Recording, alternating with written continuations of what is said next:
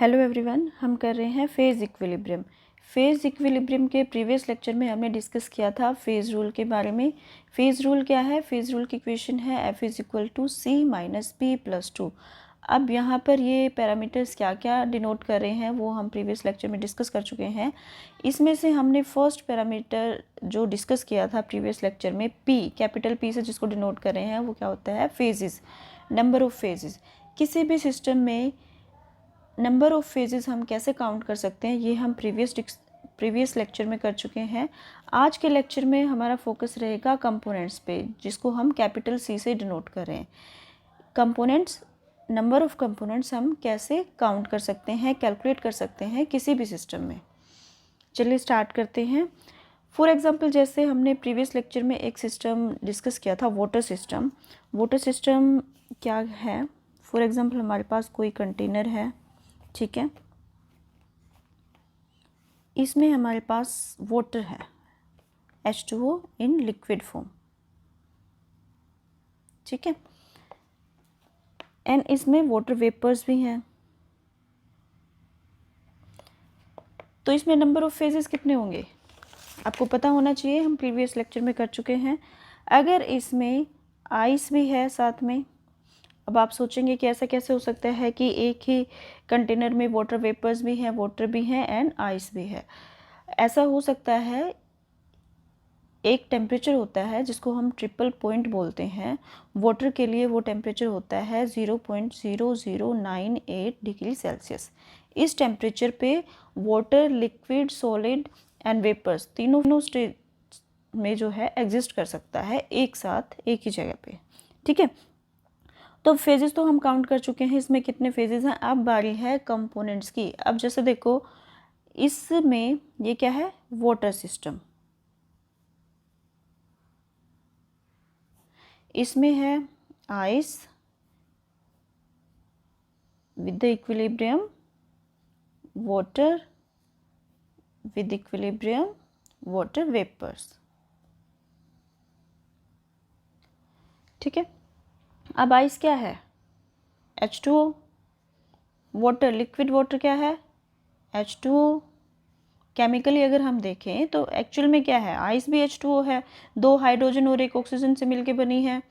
And liquid water, उसकी भी क्या कंपोजिशन है? H2O से डिनोट कर सकते हैं उसको। केमिकली क्या है? उसमें दो hydrogen and one oxygen present है।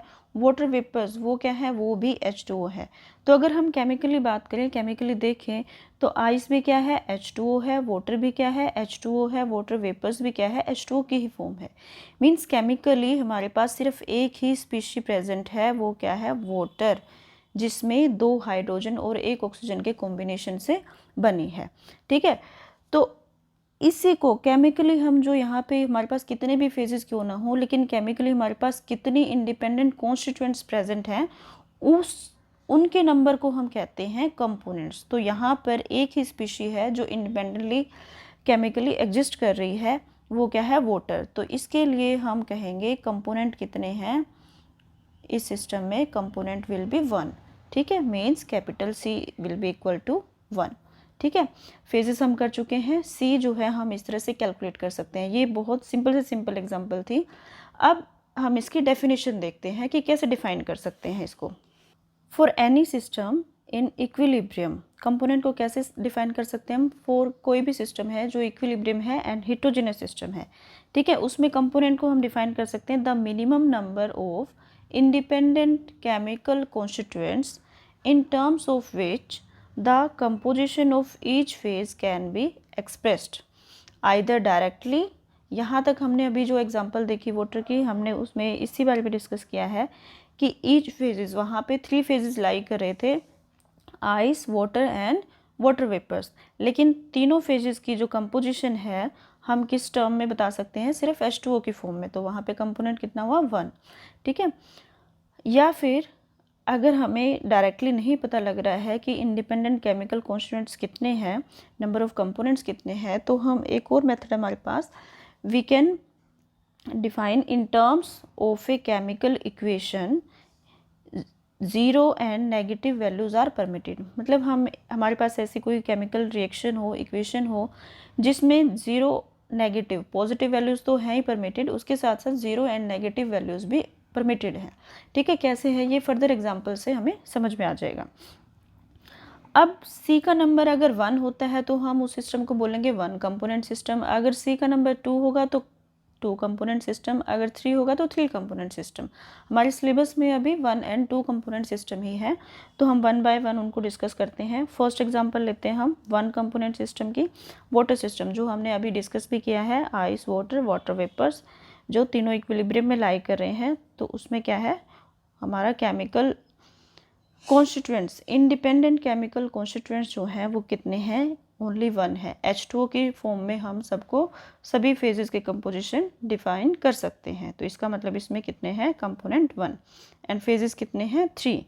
ठीक है, अब नेक्स्ट सिस्टम, अगर हम नेक्स्ट एग्जांपल लें सल्फर सिस्टम, तो सल्फर सिस्टम हमने प्रीवियस लेक्चर में भी डिस्कस किया था। 2 फॉर्म्स में, 2 एलोटोपिक फॉर्म्स में जो है एग्जिस्ट करता है, monoclinic sulphur and rhombic sulphur. ठीक है, अब हम कंप्लीट सिस्टम की बात करें तो लिक्विड सल्फर में भी एग्जिस्ट कर सकता है, अगर हम उसको मेल्ट कर दें एंड और भी ज़्यादा हीटिंग करते हैं तो वेपर फॉर्म में भी एग्जिस्ट कर सकता है। तो हमारे पास सल्फर सिस्टम में क्या है, कितने फेजेस हो जाएंगे, 4 फेजेस। कोई भी सॉलिड, जितने भी नंबर ऑफ सॉलिड्स होते हैं आपको पता है, वो उतने ही नंबर ऑफ फेजेस बनाते हैं। ठीक है, तो एक फेज हो गया मोनोक्लिनिक सल्फर का, एक हो गया रोम्बिक सल्फर का जो कि सॉलिड है, एक लिक्विड सल्फर एंड एक वेपर सल्फर। अब केमिकली देखें अगर हम, तो एक्चुअल में क्या है, सल्फर ही है, इसका नाम मोनोक्लिनिक हो गया, लेकिन है तो एक्चुअल में sulphur, only sulphur, pure sulphur, pure in the sense sulphur dioxide नहीं, किसी अदर फॉर्म में नहीं, सल्फर है, सल्फर की ही फॉर्म है। रोम्बिक सल्फर ये भी सल्फर की ही फॉर्म है, लिक्विड सल्फर ये भी सल्फर है, वेपर सल्फर ये भी सल्फर है। तो केमिकली अगर हम देखें तो सिर्फ क्या है, सल्फर है। ओवरऑल हम बात करें तो क्या है, सल्फर है, ओनली सल्फर। तो इसके लिए कंपोनेंट कितने हो जाएंगे, ईच फेज की कंपोजिशन जो है हम सिर्फ एक ही कंपोनेंट की टर्म में बता सकते हैं, जो कि है सल्फर। ठीक है, तो इसमें नंबर ऑफ फेजेस 4 हो जाएंगे एंड कंपोनेंट का नंबर जो है, कितने नंबर ऑफ कंपोनेंट होंगे, 1। ठीक है, और एग्जांपल्स देखते हैं। नेक्स्ट एग्जांपल है हमारे aqueous NaCl solution. Aqueous NaCl solution means sodium chloride का वाटर में सॉल्यूशन। अब इसमें फेजेस अगर हमें काउंट करने हों तो कितने फेजेस होंगे, इसमें सिर्फ only 1 phase, aqueous NaCl solution, क्योंकि कंप्लीट NaCl जो है वो डिजोल्व है वाटर में, तो हमें सिर्फ एक ही फेज, एक ही चीज़ दिख रही है, एक लिक्विड। ठीक है, तो फेजेस कितने हो गए, 1 फेज। बट इसमें केमिकली अगर हम देखें तो क्या क्या प्रेजेंट है, NaCl प्रेजेंट है एंड वाटर में सॉल्यूशन है तो वाटर भी प्रेजेंट है। तो इसमें केमिकली 2 कॉन्स्टिट्यूएंट प्रेजेंट हैं, 2 कॉन्स्टिट्यूएंट्स, तो इसमें नंबर ऑफ कंपोनेंट क्या हो जाएंगे, 2। ठीक है, अगर हम इनकी जो कंपोजिशन है, एक्चुअल में कंसंट्रेशन अगर मेंशन करें तो हम maybe we can say that x moles of NaCl and y mole of H2O। ठीक है, हमारे NaCl सॉल्यूशन में, एक्वस सॉल्यूशन में ऑफ NaCl में क्या प्रेजेंट है, NaCl एंड वाटर।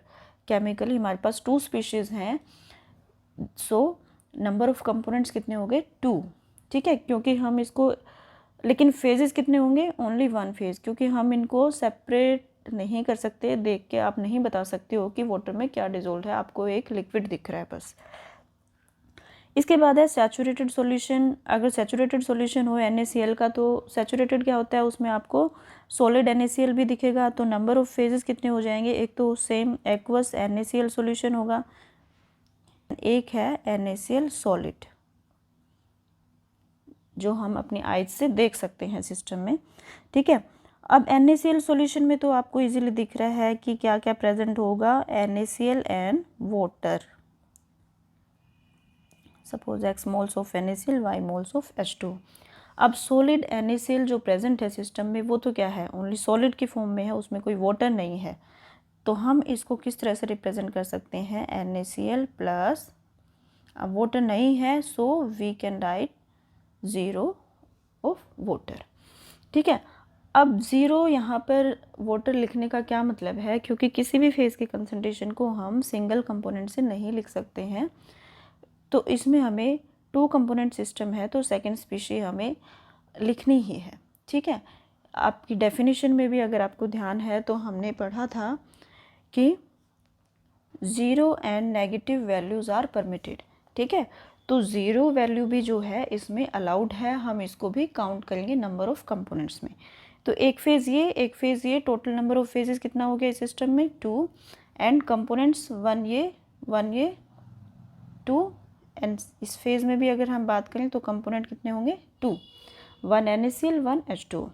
अब saturated NaCl solution with water vapours, suppose उसमें हमारे वाटर वेपर्स भी प्रेजेंट हैं उस सिस्टम में, तो हमारे पास कितने नंबर ऑफ फेजेस हो जाएंगे 3, aqueous NaCl solution, solid NaCl and water vapours. अब हमें इनकी कंपोजिशन लिखनी है, chemical constant existing independently, aqueous NaCl x mole of NaCl plus y of water, ठीक है। सॉलिड NaCl अब 2 कंपोनेंट सिस्टम है, 2 कंपोनेंट्स हैं, तो इसको हम कैसे रिप्रेजेंट करेंगे, plus 0 of water. Water vapours हैं तो यहाँ पे हम सिर्फ वाटर वेपर को ना लिखते हुए, वाटर तो है ही हमारे पास, साथ में हम NaCl को भी विद 0 कंसंट्रेशन इसको मेंशन करेंगे, because 0 values are permitted. So aqueous NaCl solution system में हमने कितने कंपोनेंट्स काउंट किए, 2 कंपोनेंट्स। तो aqueous NaCl solution is a 2 component system. इससे पहले हमने जो एग्जांपल डिस्कस की थी वो किसकी एग्जांपल थी, 1 कंपोनेंट सिस्टम की। तो इसी में नेक्स्ट एग्जांपल देखते हैं हम, sodium sulphate water system. I think आपको समझ में आ गया होगा कुछ कि हम किस तरह से इनकी कंपोजिशन या फिर डिफाइन एक्सप्रेस कर सकते हैं, या फिर जो केमिकल कॉन्स्टिट्यूएंट्स हैं इंडिपेंडेंटली एग्जिस्ट करते हैं, या फिर प्लस माइनस जो है किस तरह से हम इसमें वैल्यूज़ लिख सकते हैं, और साथ साथ में ट्राई करिए। अब जैसे नेक्स्ट हमारा है सोडियम सल्फेट वाटर सिस्टम।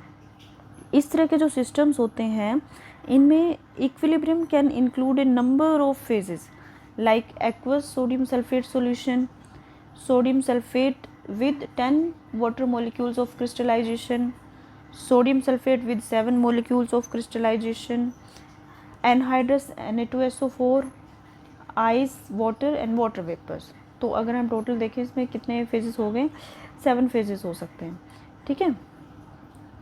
तो एक्वस Na2SO4 सॉल्यूशन जो है इसमें जो जब हमें कंपोजिशन इसकी बतानी है, एक्सप्रेस करनी है, तो हम किस टर्म्स में जो है एक्सप्रेस कर सकते हैं, एक्वस वर्ड आ रहा है मीन्स वाटर तो प्रेजेंट है ही, ठीक है।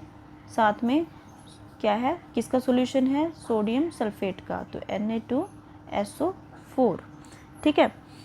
अब आप यहाँ पर हम इसमें मोल स्पेसिफाई नहीं कर रखे तो x एंड y वैल्यूज़ जो है ले सकते हैं। अब यहाँ पर हमने स्पेसिफिकली मोल्स ले रखे हैं वाटर के, तो यहाँ पर जो कंपोजिशन होगी कौन कौन सी स्पीशीज़ एग्जिस्ट कर सकती हैं, Na2SO4 प्लस वाटर। अब यहाँ पर क्लियरली हमें दिख रहा है 1 मोल के लिए कितने वाटर मॉलिक्यूल्स हैं, 10। तो हम इस तरह से इसको एक्सप्रेस कर सकते हैं, sodium sulphate with 7 water molecules plus 7H2O। अब यहाँ पर क्या है, एनहाइड्रस मीन्स इसमें कोई वाटर नहीं, ठीक है। तो यहाँ पर क्या है, सोडियम सल्फेट है ओनली, साथ में हमारा 2 कंपोनेंट सिस्टम है, so we can right 0H2O, ठीक है, क्योंकि सिस्टम में हमारी वाटर प्रेजेंट है। एंड आइस फेज जो है इसमें हम इसको रिप्रेजेंट कर सकते हैं Na2SO4, आइस क्या है, वाटर है, ठीक है। देन यहाँ पर 0 कंसंट्रेशन लेंगे हम सोडियम सल्फेट की। अब वाटर Na2SO4 कितनी कंसंट्रेशन लेंगे इसकी, 0, because 0 values are permitted. Water same water vapours के लिए आ जाएगा 0 value of sodium sulphate plus water, ठीक है। तो इसमें कितने कंपोनेंट आए हमारे, 2 कंपोनेंट, इसमें भी 2 2 2 2, तो इसमें फेजेस कितने हो गए, 7, एंड कंपोनेंट्स जो हैं वो 2। This is also an example of 2 component system. Sorry visible नहीं था, आप साथ के साथ इससे नोट्स भी प्रिपेयर कर सकते हैं। नेक्स्ट एग्जाम्पल देखते हैं, decomposition of calcium carbonate on heating. Calcium carbonate क्या होता है, CaCO3। अगर इसको हीट करते हैं तो ये डिकम्पोज हो जाता है किस में, CaO प्लस CO2। CO2 क्या है, गैस, CaO सॉलिड फॉर्म में, एंड CaCO3 क्या है, वो भी सॉलिड फॉर्म में है। ठीक है, तो ये कितने कंपोनेंट सिस्टम है, this is also a 2 component system, क्योंकि इसके भी ईच फेज की कंपोजिशन जो है हम 2 कॉन्स्टिट्यूएंट्स की फॉर्म में ही एक्सप्रेस कर सकते हैं। कैसे कर सकते हैं, फॉर एग्जांपल देखो, अगर हमारे पास टोटल नंबर ऑफ कॉन्स्टिट्यूएंट्स कितने हैं, पहले तो इसमें फेजेस बताइए कितने फेजेस होंगे। 1 सॉलिड ये एक फेज़ बनाएगा, 1 सॉलिड ये एक फेज़ ये बनाएगा, ये गैस है ये एक फेज़ ये बनाएगा। ठीक है, तो टोटल नंबर ऑफ फेजेस कितने हो गए हमारे पास, 3। अब अगर टोटल कॉन्स्टिट्यूएंट्स देखें हम तो कितने हैं, 1 2 3 कॉन्स्टिट्यूएंट्स हैं। अब क्या हमें तीनों की रिक्वायरमेंट होगी ईच फेज़ की कंपोजिशन बताने के लिए, या फिर हम 2 या 1 से काम चला सकते हैं। ठीक है, एक्चुअल मिनिमम से मिनिमम नंबर हमें रखना है। ठीक है, तो सपोज़ हम देखते हैं 2 कंपोनेंट सिस्टम है, तो अगर हम कैल्शियम ऑक्साइड एंड CO2 को एज कंपोनेंट्स चूज़ कर लेते हैं, तो फेजेस, पहले तो हम फेजेस लिख लेते हैं हमारे पास क्या क्या कौन कौन से फेजेस एग्जिस्ट कर रहे हैं इस सिस्टम में। CaCO3 solid, CaO solid and CO2 gas.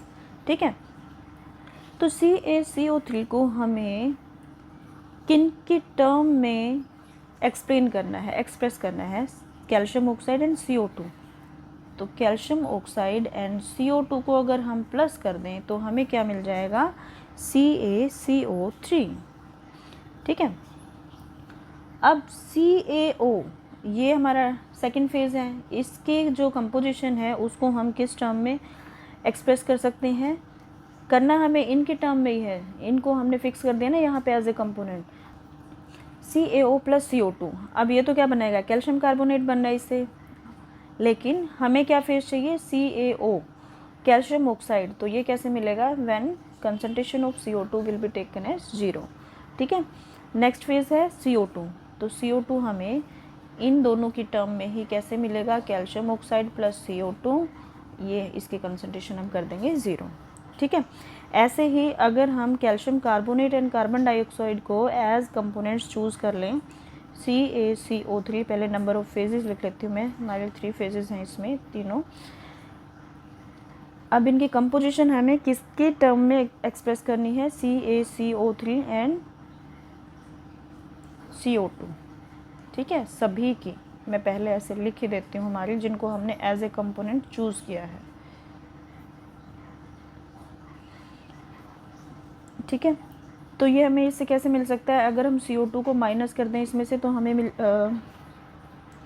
Minus नहीं, इसको हम प्लस कर दें और इसकी कंसंट्रेशन जो है 0 कर दें। ठीक है, तो हमें कैल्शियम कार्बोनेट जो फेज़ है इसकी कंपोजिशन मिल जाएगी। ठीक है, नेक्स्ट कैल्शियम ऑक्साइड चाहिए हमें, कैसे मिल जाएगा, अगर कैल्शियम कार्बोनेट में से हम कार्बन डाइऑक्साइड को माइनस कर दें तो हमें कैल्शियम ऑक्साइड की फेज़ जो है उसकी कंपोजिशन पता लग जाएगी। अब हमें चाहिए CO2 CO2 कैसे मिलेगी, अगर कैल्शियम कार्बोनेट की कंसंट्रेशन 0 कर दें एंड CO2 हमें फिर इसकी कंपोजिशन, इसकी कंसंट्रेशन मिल जाएगी। ठीक है, तो टोटल कंपोनेंट कितने हुए इसमें, 1 CO2, 1 CaCO3, 1 CaCO3, 1 CO2, CaCO3 and CO2। अब नेक्स्ट अगर हम calcium carbonate and calcium oxide को एज ए कंपोनेंट चूज़ करें, नंबर ऑफ फेजेस लिख रही हूँ मैं अगेन, इनकी कंपोजिशन कैसे निकाल सकते हैं हम, कैसे एक्सप्रेस कर सकते हैं इन दोनों को एज ए कंपोनेंट चूज़ करके, CaCO3 CaO कैसे मिलेगा हमें, व्हेन कैल्शियम ऑक्साइड की कंसंट्रेशन हम 0 लेंगे यहाँ पे। ठीक है, नेक्स्ट कैल्शियम ऑक्साइड की चाहिए, तो इस केस में क्या करेंगे, कैल्शियम कार्बोनेट की कंसंट्रेशन हम 0 ले लेंगे और ये आ गया कैल्शियम ऑक्साइड। CO2 चाहिए, फेज़ क्या है हमारा थर्ड, CO2 माइनस CaO। ठीक है, हम यहाँ पर 0 नेगेटिव क्यों ले रहे हैं, क्योंकि हमने हमारी डेफिनेशन में ये स्टडी किया है कि कंपोनेंट काउंट करते हुए हमें ज़ीरो एंड नेगेटिव वैल्यूज़ जो हैं वो भी अलाउड हैं, परमिटेड हैं, उनको भी हम एक कंपोनेंट ही काउंट करेंगे। ठीक है, क्लियर है। नेक्स्ट एग्जांपल देखते हैं टू कंपोनेंट सिस्टम की। Dissociation of ammonium chloride in a closed vessel.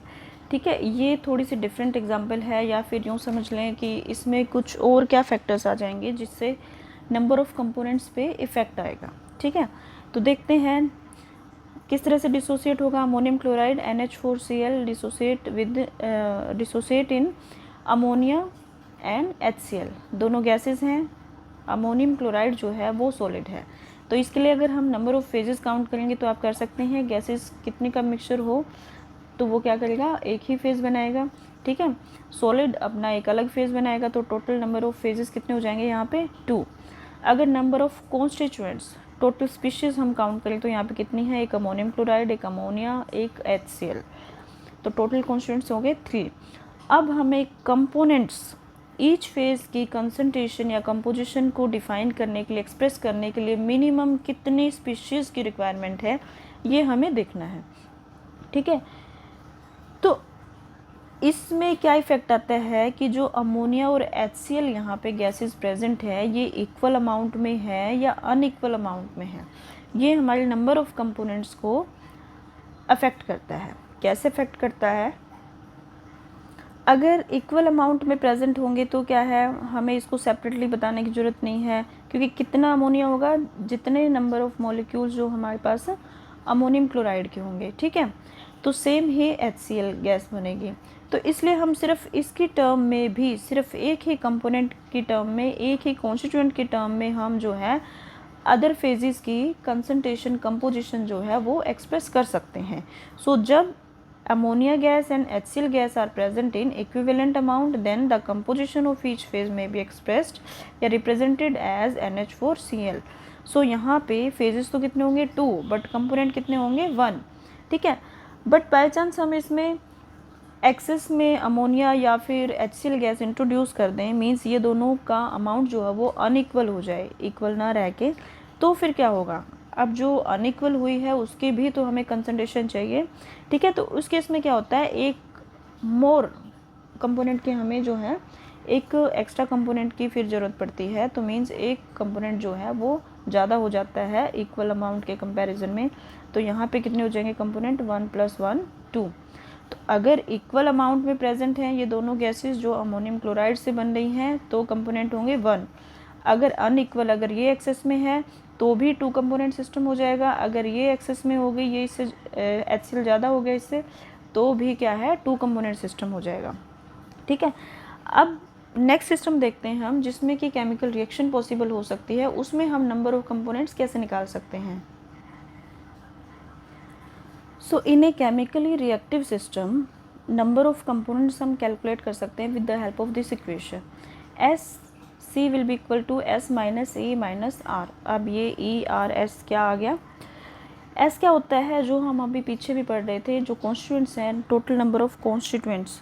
ठीक है, टोटल नंबर ऑफ कॉन्स्टिट्यूएंट्स और स्पीशीज़ जो भी हमारे सिस्टम में प्रेजेंट हैं उनका नंबर, उसको हमने S से डिनोट किया है। फिर E क्या है, E से equations for equilibrium, equations of equilibrium. कोई भी हमारे सिस्टम में अगर इक्विलिब्रिया लाई कर रहा है तो कितने इक्विलिब्रिया लाई कर रहे हैं, ऐसी कितनी इक्वेशंस हैं जो इक्विलिब्रिया शो कर रही हैं कॉन्स्टिट्यूएंट्स के बीच में, तो उन इक्वेशंस का नंबर E। R क्या है, R is the number of restrictions for electrical neutrality. Means हमारे पास आयंस प्रेजेंट होंगे तो कितनी रिस्ट्रिक्शंस प्रेजेंट होंगी आयंस की न्यूट्रलिटी के लिए, इलेक्ट्रिकल न्यूट्रलिटी के लिए। ठीक है, तो 1 बाय 1 देखते हैं, इनको भी समझने की कोशिश करते हैं। इसमें फर्स्ट सिस्टम हमने ले लिया sodium sulphate and water system. ठीक है, ये हमने पहले भी डिस्कस किया है, एक बार फिर डिस्कस कर रहे हैं कि अगर इसमें रिएक्शंस होती हैं तो हम इसमें किस तरह से कैलकुलेट कर सकते हैं। पहला केस, पहली कंडीशन ले लेते हैं हम, जब कोई भी डिसोसिएशन नहीं हो रहा है, मीन्स सोडियम सल्फेट का भी डिसोसिएशन नहीं हो रहा है, वाटर का भी डिसोसिएशन नहीं हो रहा है, तो इसमें टोटल नंबर ऑफ स्पीशीज़ हमारी कितनी होंगी, एक तो sodium sulphate and second H2O। ठीक है, वाटर होगा तो टोटल नंबर ऑफ स्पीशीज़ 2।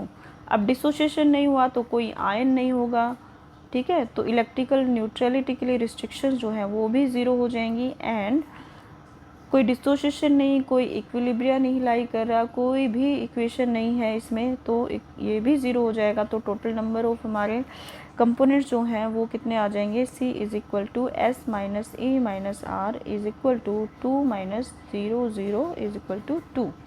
तो टोटल कंपोनेंट कितने आए, 2।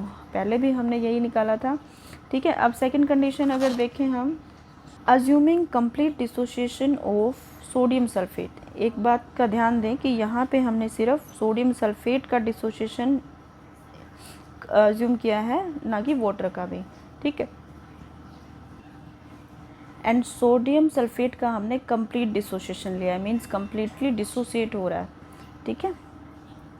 तो टोटल नंबर ऑफ स्पीशीज़ कितनी एग्जिस्ट कर रही हैं हमारे सिस्टम में, एक तो हो गया इसमें sodium ion, sulphate ion and water, ठीक है। 3 स्पीशीज़ हो गई, सो S विल बी 3। E कितना होगा अब, E क्या है, E is the number of equations representing equilibria between the constituents.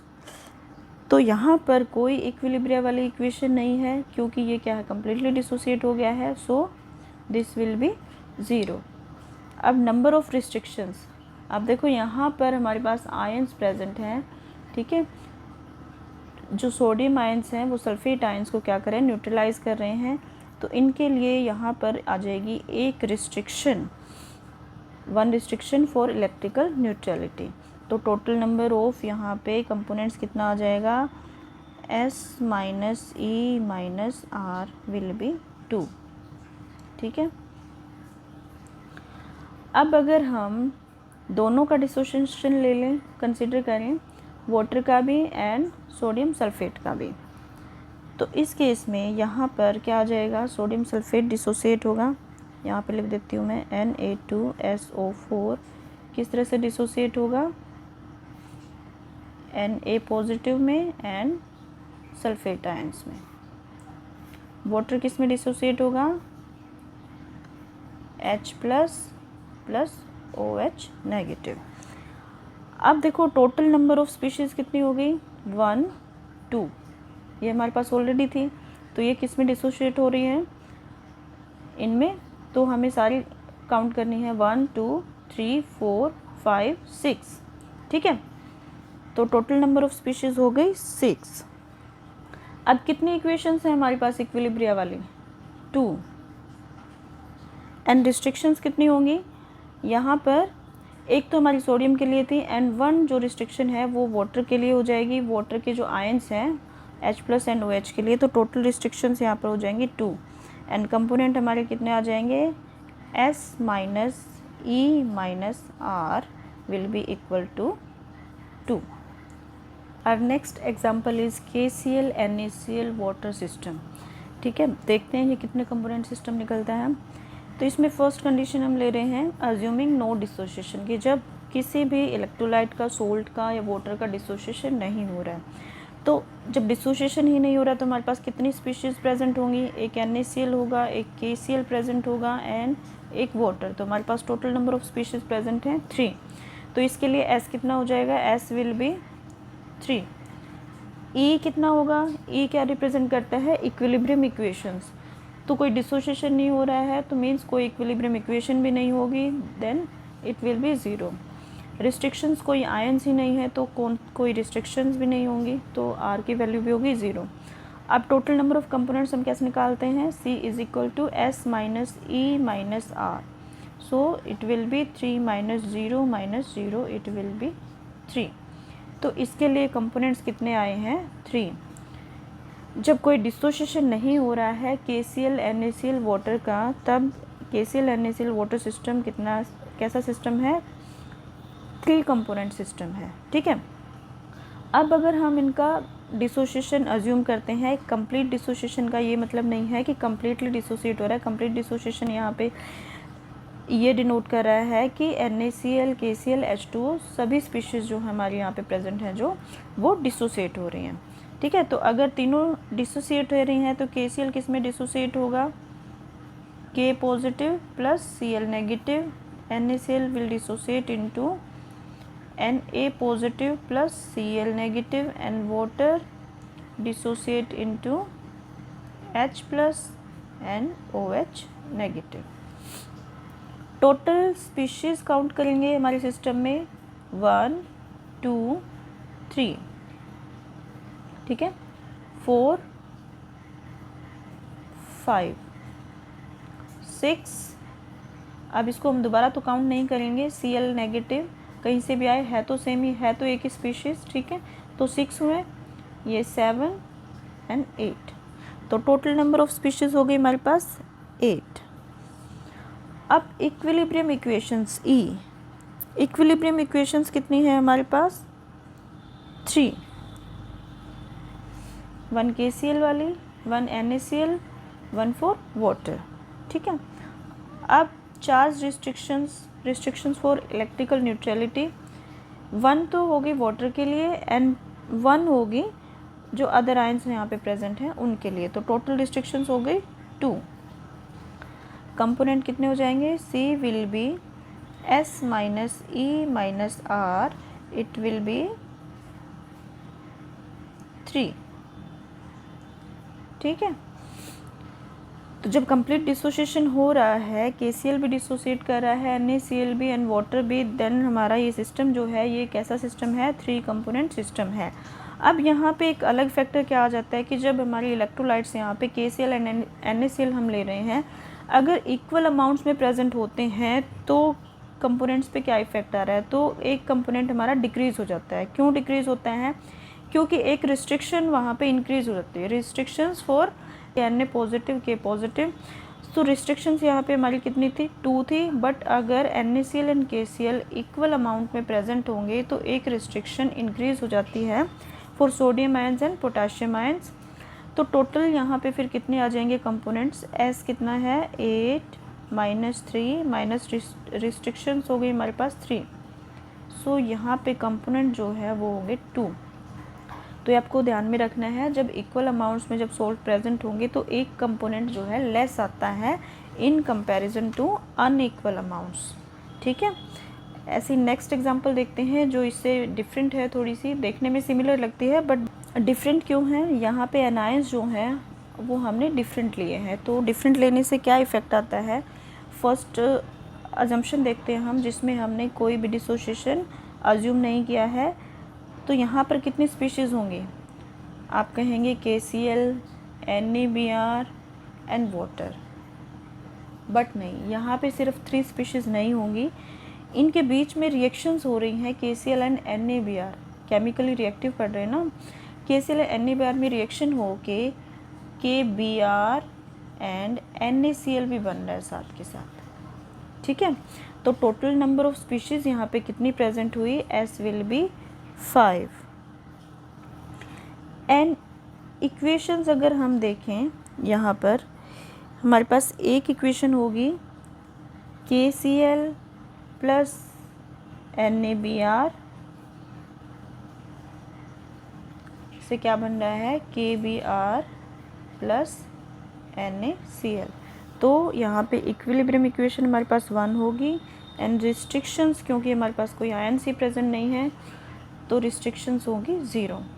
तो टोटल नंबर ऑफ कंपोनेंट्स हो जाएंगे हमारे पास S minus E minus R will B 4।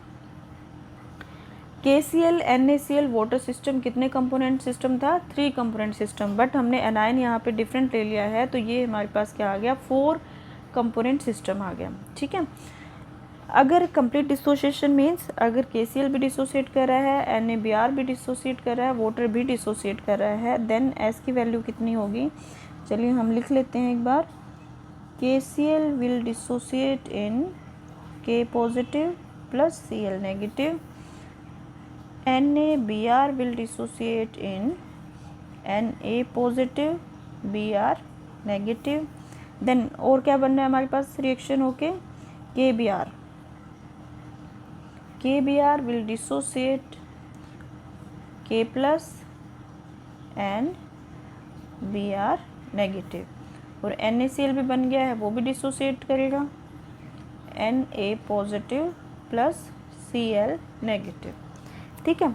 Total number of species count करते हैं, 5 तो ये सीधी हो गई, 3 4 5, फिफ्थ कौन सी, वाटर, वाटर भी तो डिसोसिएट करेगा, H positive plus OH negative, ठीक है। 5 6 7, अब यहाँ से हमें सिमिलर जो होंगी उनको बार बार काउंट ना करते हुए ध्यान से केयरफुली एक एक बार ही काउंट करना है। 7 हो गई है ना, 8, ठीक है, 9,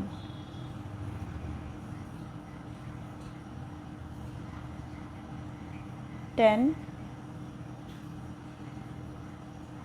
11, टोटल स्पीशीज़ कितनी हो गई, 11। E equilibrium equations 1 2 3 4 5 equations. R restrictions कितनी हो जाएंगी, एक वाटर के लिए एंड अदर आयंस के लिए 1 फॉर अदर आयंस, तो टोटल रिस्ट्रिक्शंस विल बी 2। तो यहाँ पे total number of components will be S minus E minus R, this will be equal to 4, ठीक है।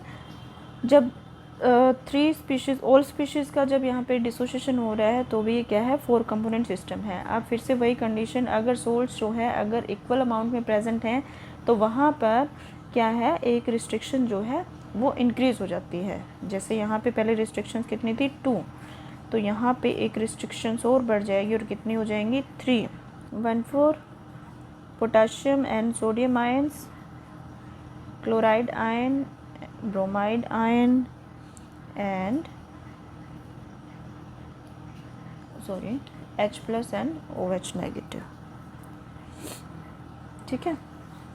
तो टोटल नंबर ऑफ कंपोनेंट्स क्या हो जाएंगे, हमने अभी लास्ट प्रीवियस एग्जांपल में भी देखा था, एक कंपोनेंट डिक्रीज हो जाएगा। यहाँ पे 4 कंपोनेंट सिस्टम था ये, यहाँ पे कितना हो जाएगा, 3 कंपोनेंट सिस्टम। तो आपको याद रखना है जब सोल्स जो हैं वो इक्वल अमाउंट में प्रेजेंट होते हैं तो उनमें कंपोनेंट एक लेस हो जाता है, एक रिस्ट्रिक्शन बढ़ जाती है क्योंकि, और जब अनइक्वल अमाउंट में प्रेजेंट होंगे तो number of components increases by 1, ठीक है। अब कुछ क्वेश्चंस देखते हैं जो हमारे इन दोनों लेक्चर्स से पूछे जा सकते हैं सिंपली। अगर एग्ज़ाम्स के पॉइंट ऑफ व्यू से देखा जाए तो सिंपली फेज रूल क्या होता है and number of phases count करना किसी भी सिस्टम में, कंपोनेंट्स को डिफ़ाइन करना, किसी भी सिस्टम को देके उसमें से कंपोनेंट्स जो है वो काउंट करना आपसे पूछा जा सकता है। बट इसके अलावा कुछ MCQs देखते हैं हम, इनका आंसर आप कमेंट बॉक्स में कमेंट करके बता सकते हैं, आप इनको रीड कर सकते हैं। Phase rule is expressed by, हमने फेज रूल की इक्वेशन पढ़ी है, so you can tell easily. Number of phases, count the number of phases of a mixture of 5 gases enclosed in a container is, ठीक है। तो 5 gases का mixture होगा अगर कंटेनर में, तो उसमें फेजेस कितने होंगे, नंबर ऑफ फेजेस बताना है। और अगर हमारे पास 1 कंपोनेंट सिस्टम है कोई, तो उसमें मैक्सिमम नंबर ऑफ फेजेस जो एक इक्विलिब्रियम में एग्जिस्ट कर सकते हैं एक साथ एक टाइम पर, वो आपको नंबर बताना है इसमें। एंड वन लास्ट क्वेश्चन जो आपको खुद से ट्राई करना है इसमें, नंबर ऑफ़ कंपोनेंट्स कैलकुलेट करने की, जिसमें इतनी सारी हमारे पास स्पीशीज़ हैं, फेजेस हैं, ठीक है। Thank you for watching.